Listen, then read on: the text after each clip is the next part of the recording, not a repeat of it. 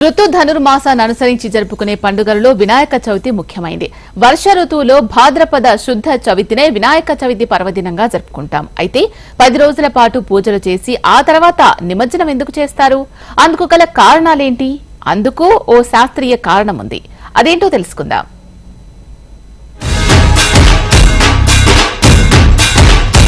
వేసవి తాపం తగ్గి బీటలు వారిన భూమి వర్షపు జల్లులతో పచ్చదనాన్ని సంతరించుకుంటుంది. నదులు నీటితో నిండి జీవకళ వృద్ధి చెందుతుంది. బుధుడు అధిపతిగా ఉన్న హస్త నక్షత్రం వినాయకుడి జన్మ నక్షత్రం. బుధగ్రహానికి ఆకుపచ్చని వర్ణమంటే చాలా ఇష్టం. గణనాథుడికి కూడా గడ్డి జాతి మొక్కలంటే ఇష్టం. అందుకే ఆయనకు గరికతోనూ వివిధ రకాల పత్రాలతోనూ పూజిస్తారు.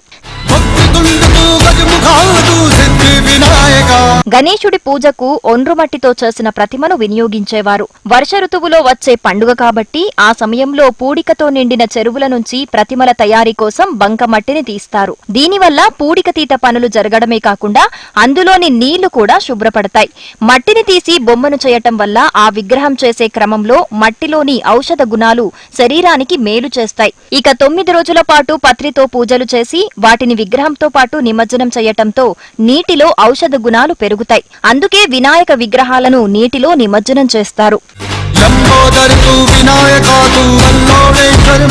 9 రోజుల పాటు మాత్రమే చవితి ఉత్సవాలు ఎందుకు చేయాలనే అనుమానాలు రావటం సాధారణం. మట్టితో చేసిన ఏ విగ్రహాన్నైనా 9 రోజుల పాటే పూజించాలి. దాంతో 9 రోజుల పూజల అనంతరం 10వ రోజు నిమజ్జనం చేయటం ఆనవాయితీగా వచ్చింది.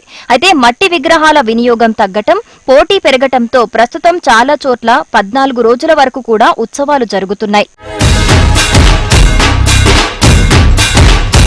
ఉత్సవాలు అనగానే డీజేలు, డెకరేషన్లు, ఆటలు పాటలు అందరికీ ఇవే గుర్తుకొస్తాయి. అయితే వినాయక రూపం వెనుక ఆ విగ్రహాన్ని చూసి నేర్చుకోవాల్సింది చాలానే ఉంది అనేది ఎవరు పెద్దగా పట్టించుకునే విషయం. భక్తి శ్రద్ధలతో పూజలు చేయడమే కాకుండా రూపం వెనుకున్న ఆంతర్యమేంటో తెలుసుకోవాల్సిన అవసరం కూడా ఉంది.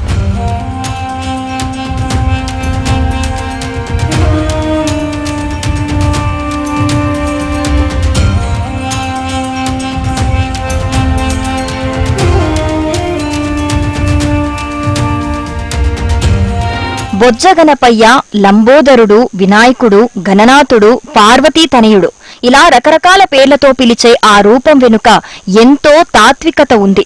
సాధారణంగా వినాయకుడు అనగానే పెద్ద పొట్ట, పెద్ద చెవులు, పొట్ట దగ్గర సర్పం, చిన్న కళ్ళు, వక్రతుండం, ఎలుక వాహనం గుర్తొస్తుంది. ఇది ఆయన రూపం మాత్రమే కాదు, భక్తుల్లో ఉండాల్సిన సద్గుణాల సమ్మేళనం.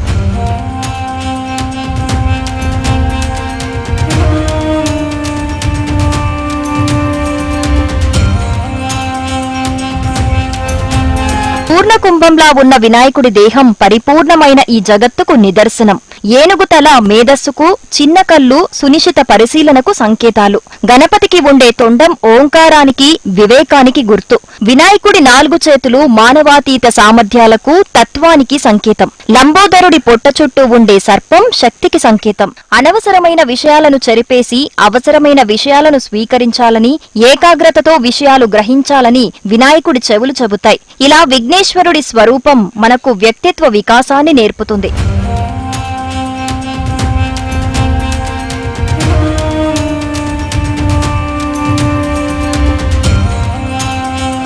అంతేకాదు, వినాయక చవితి సమయంలో గణపతి ఆరాధన అంటే పర్యావరణ హితం.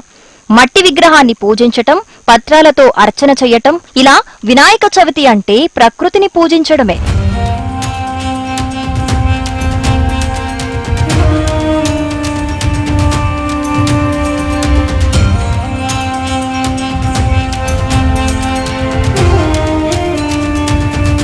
దేశమంతా గణపతి నామస్మరణతో మార్మోగుతోంది. వీధి వీధన మండపాలు ముస్తాబయ్యాయి. 10 రోజుల పాటు సంబరాల్లో మునిగి తేలడానికి ఊరు వాడ సిద్ధం కాగా బొజ్జ గణపయ్య భక్తుల పూజలు అందుకోనున్నారు.